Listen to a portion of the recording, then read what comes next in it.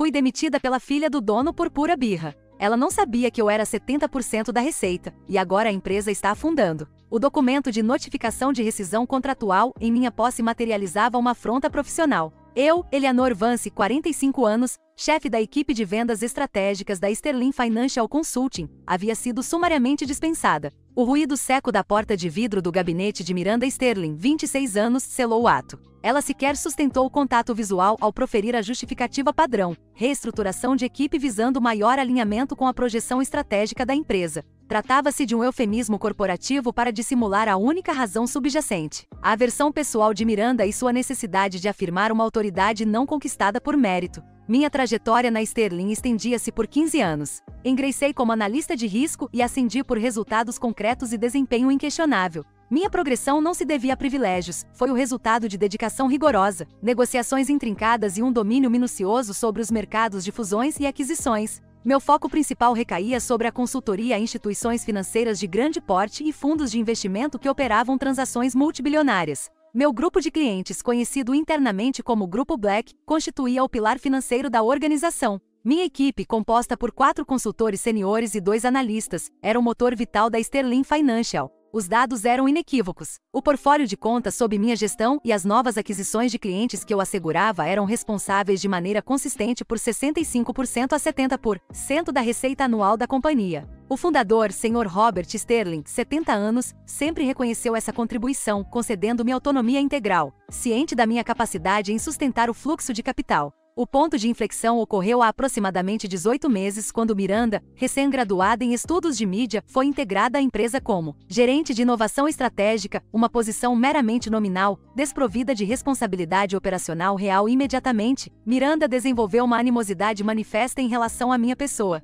Eu representava tudo o que ela não era no contexto profissional: respeitada por competência técnica, eficiente em resultados, e uma mulher que atingira uma posição de destaque sem o endosso do sobrenome familiar. Meu sucesso era interpretado por ela como uma afronta direta ao seu título. Seus projetos de inovação consistiam em uma série de desvios dispendiosos. Ela impôs que os relatórios trimestrais, documentos de alta complexidade destinados a clientes que gerenciavam patrimônios bilionários, fossem acompanhados de resumos visuais em PowerPoint, exigindo que minha equipe despendesse horas de produtividade em frivolidades estéticas. Ela tentou instituir sessões matinais obrigatórias de otimização mental corporativa às 8 horas, horário em que minha equipe habitualmente realizava teleconferências críticas com clientes da costa oeste dos Estados Unidos. Eu recusei a imposição, utilizando sempre uma argumentação profissional irrefutável: Miranda, o tempo da minha equipe deve ser dedicado à finalização do contrato. Midas de 20 milhões de dólares, não podemos desviá-lo para atividades que não agregam valor ao cliente ou ao resultado financeiro da companhia.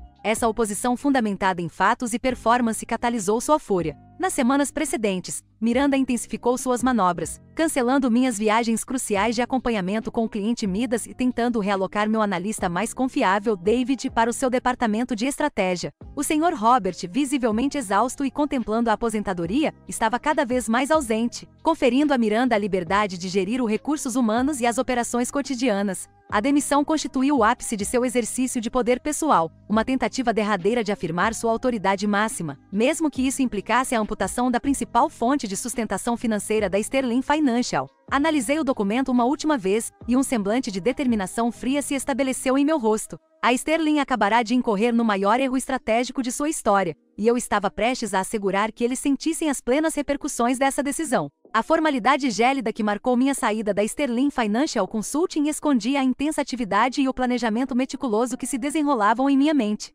Ao invés de mergulhar no desânimo da demissão injusta, concentrei-me na execução precisa de um plano de contingência profissional que há muito tempo eu, subconscientemente, havia elaborado. Eu tinha plena consciência de que Miranda havia negligenciado não só a minha valia, mas principalmente a essência do nosso relacionamento com o cliente. Clientes de grande escala em fusões e aquisições, M&A, não estabelecem lealdade a uma marca corporativa. A fidelidade é construída sobre a expertise técnica, a descrição absoluta e a confiança na pessoa que garante o sucesso das transações. Enquanto desocupava meu escritório de maneira metódica, transportando apenas itens pessoais e material de referência não confidencial, meu celular, o dispositivo pessoal, estritamente separado das comunicações corporativas, fervilhava com a minha estratégia inicial. A primeira chamada foi para David, meu analista sênior mais confiável, 32 anos. Ele estava em estado de fúria controlada, sentindo-se traído pela liderança, mas acatou meu pedido para permanecer na Sterling por mais algumas semanas. Sua missão era monitorar a alocação das contas e a moral interna. David confirmou o pior. Miranda, movida por uma combinação de pressa, ignorância e desejo de minimizar a importância da minha saída, havia distribuído o altamente complexo portfólio Grupo Black entre 3 consultores júnior sem experiência significativa em M&A, sob a supervisão distante de um gerente que nunca havia fechado uma única transação de 7 dígitos. Esta decisão imprudente de Miranda era, na minha avaliação, o erro estratégico fatal da Sterling. Eu assegurei a David uma posição futura na minha nova estrutura e o instruí a manter um perfil discreto, apenas observando a inevitável desintegração operacional. A indenização rescisória, embora substancial, seria apenas uma almofada financeira temporária. Eu não podia permitir a inércia. Em um prazo notavelmente curto de 72 horas, Vance Strategic Consulting, VSC, estava formalmente constituída. Utilizei uma parte da minha poupança em um empréstimo ponte de um advogado corporativo, Arthur Finn, um antigo contato de confiança. O VSC operaria com uma estrutura horizontal e enxuta, focando em eficiência máxima, com um escritório doméstico de alto padrão tecnológico como sede.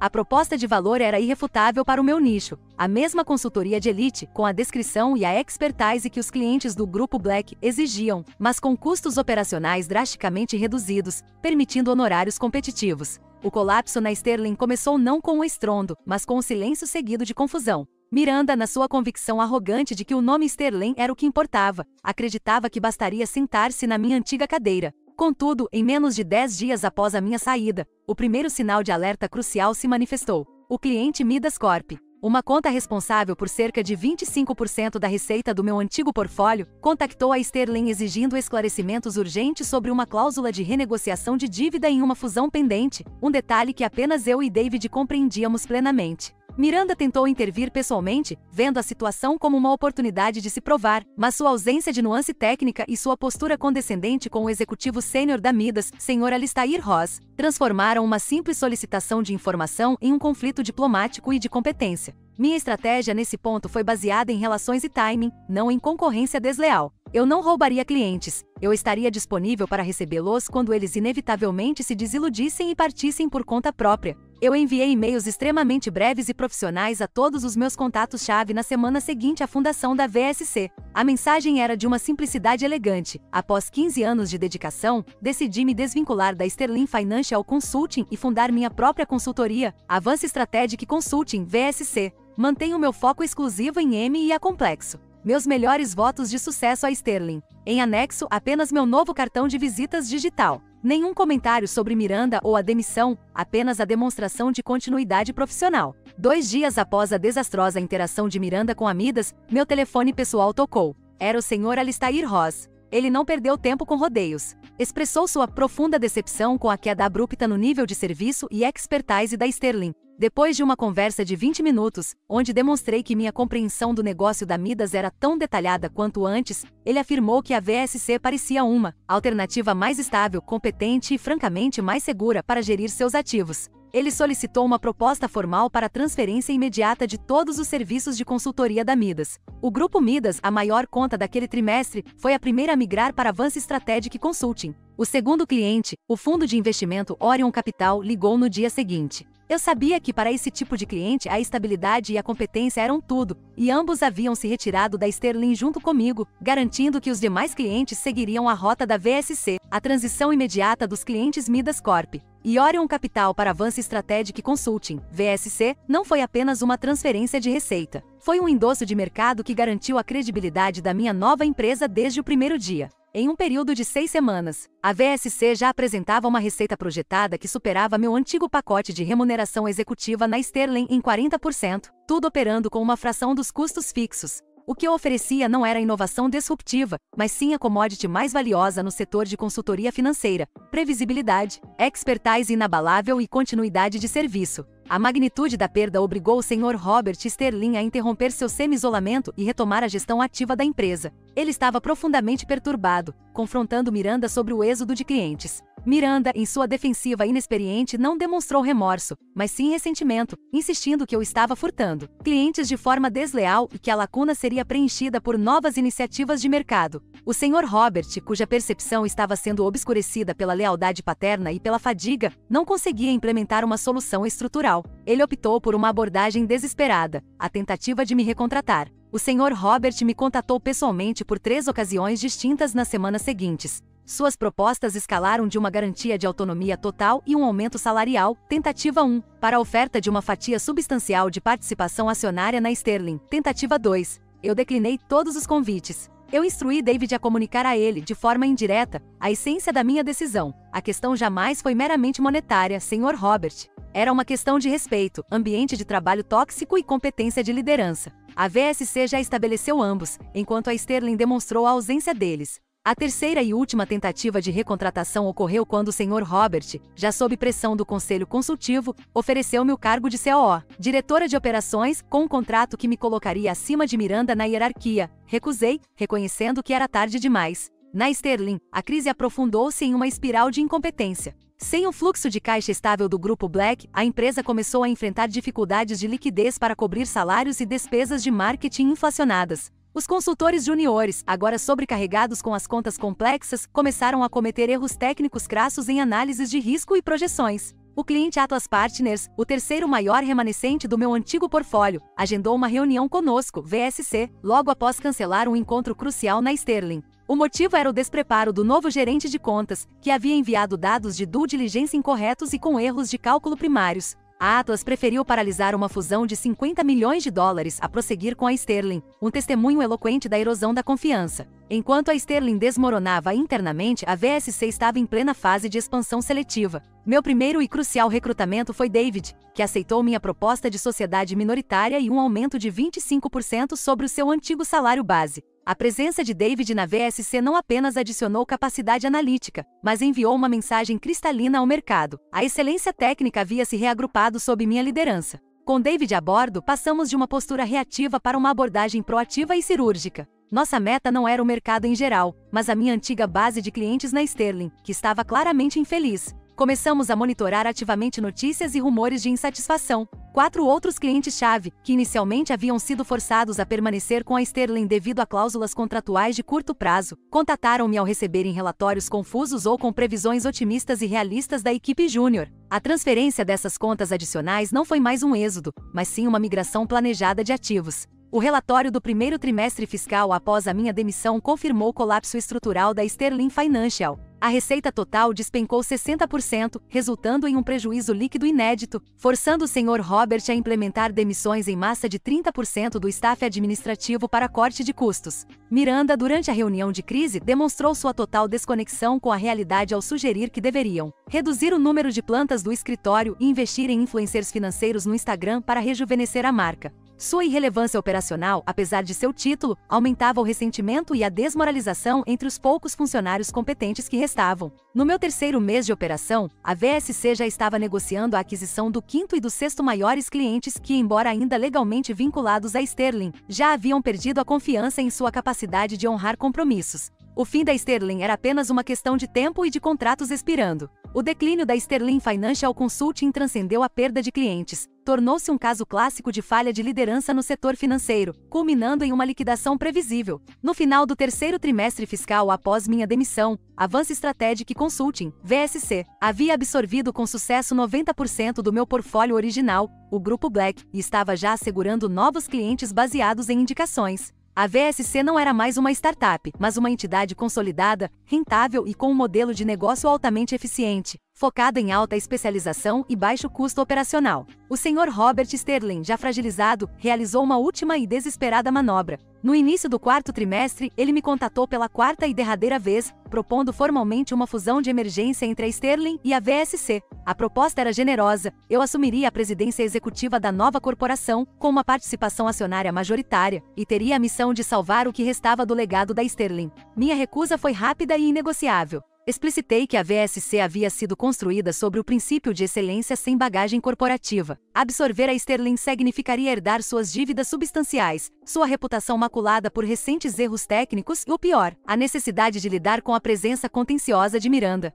O Sr. Robert, finalmente confrontado com a verdade inegável, compreendeu que a teimosia e a inexperiência de sua filha haviam destruído a empresa que ele demorou décadas para construir. O ponto final da Sterling foi atingido quando seu principal credor bancário executou a cláusula de inadimplência, revogando a linha de crédito da empresa devido à incapacidade contínua de atingir as metas mínimas de receita. Em uma reunião final, carregada de resignação, em janeiro do ano seguinte, o Sr. Robert anunciou o encerramento das operações. Sua declaração pública culpava as dinâmicas voláteis do mercado, mas a verdade da gestão catastrófica era conhecida por todos os funcionários remanescentes. Miranda, até o último momento, demonstrou sua total dissociação da realidade. Segundo relatos, ela sugeriu que a empresa realizasse uma live de agradecimento aos clientes no LinkedIn para manter a presença da marca durante a transição. A narrativa completa e detalhada do colapso foi-me fornecida por David 6 meses após a liquidação formal da Sterling. David havia permanecido para concluir as tarefas de encerramento e a transição final de documentos, garantindo que o processo fosse o mais profissional possível antes de se juntar permanentemente à VSC como diretor de análise estratégica. Os destinos individuais foram os seguintes. O Sr. Robert Sterling, embora tivesse salvado uma porção de seu patrimônio, foi forçado a antecipar drasticamente sua aposentadoria. O golpe mais severo foi de natureza moral. Ele vendeu a propriedade corporativa da Sterling no centro financeiro e se mudou para o sul da Flórida, cortando todos os laços com o ambiente de negócios. David me informou que no último encontro, o Sr. Robert parecia fisicamente debilitado, um reflexo do peso de sua falha em proteger sua empresa. Miranda Sterling nunca assumiu a responsabilidade direta pelo colapso. Ela atribuiu o fracasso a uma conspiração de velhas guardas e à incapacidade do mercado de abraçar sua visão progressista. Ela utilizou uma parte dos fundos remanescentes da liquidação para fundar uma startup de consultoria de engajamento digital para finanças, um empreendimento que não durou nem 12 meses, incapaz de atrair clientes pagantes. David rastreou sua situação através de contatos de RH. Seu último registro profissional indicava que ela estava tentando obter remuneração baseada em comissões como representante de vendas de uma seguradora local, uma posição que exigia habilidades interpessoais e foco nos quais ela sempre demonstrou deficiência. Avance Strategic Consulting, VSC, experimentou um crescimento exponencial e sustentável. Em menos de 2 anos, a necessidade de expansão nos levou a abrir um segundo escritório em Nova York, e David foi promovido a sócio pleno, solidificando a liderança baseada em mérito e resultados. Minha demissão injusta pela birra de uma herdeira revelou-se a maior oportunidade da minha carreira, garantindo-me uma autonomia, uma estrutura e um nível de sucesso financeiro que eu jamais teria alcançado sob a estrutura sufocante da antiga empresa.